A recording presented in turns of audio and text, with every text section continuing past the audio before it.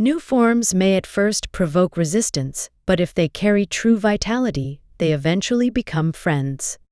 These are the words of Le Corbusier.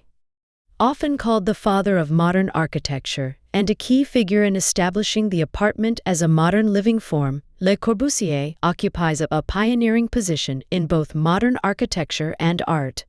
His practice resonates closely with the spirit of ARCHE II.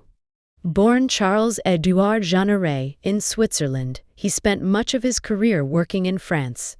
While he made decisive contributions to the modern architectural movement of the 1920s and 1930s, he was also a prolific painter and draftsman. Each morning, he would paint in his studio before turning to architectural work in the afternoon.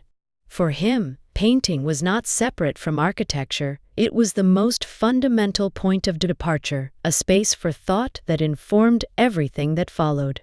In his early works, he sought geometric order in nature and turned to industrial objects, using strict forms and a restrained palette.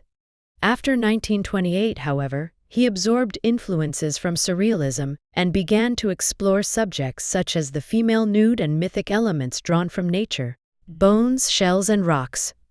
Through organic lines and freer compositions, his painting expanded into more fluid and expressive forms.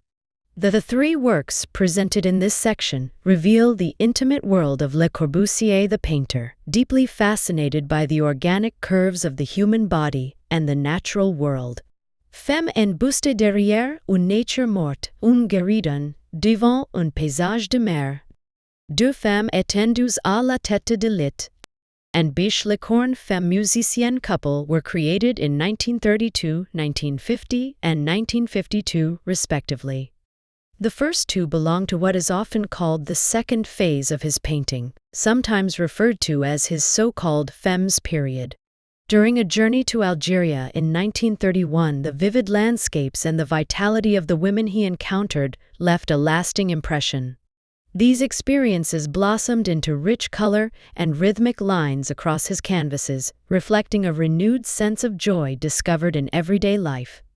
In Femme en buste derriere, une nature morte, un gueridon, devant un paysage de mer, the upper body of a woman stands behind a still life and a small table, set against a seascape.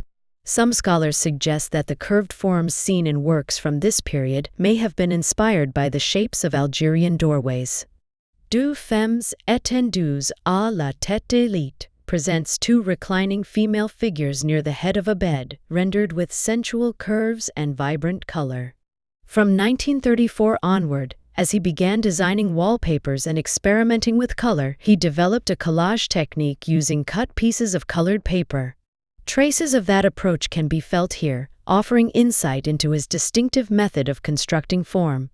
The series Biche le Corne Femme musicienne couple once adorned the walls of the small cabin in the Mediterranean village of Cap Martin, where he spent his final years with his wife. Created during what is often described as his third period, these works feature hybrid forms, most notably a horned figure resembling a Taurus, part human and part mythical being. With features that are difficult to clearly distinguish, this complex form reflects the artist's persistent gaze toward unseen dimensions of the world. Through these murals, he sought to inscribe his presence into space itself.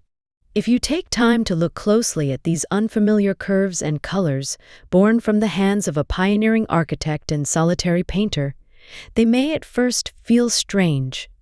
Yet, as the artist himself suggested, by the time you leave the exhibition, these forms may remain with you as quiet companions, traces of an artistic journey that gradually becomes your own.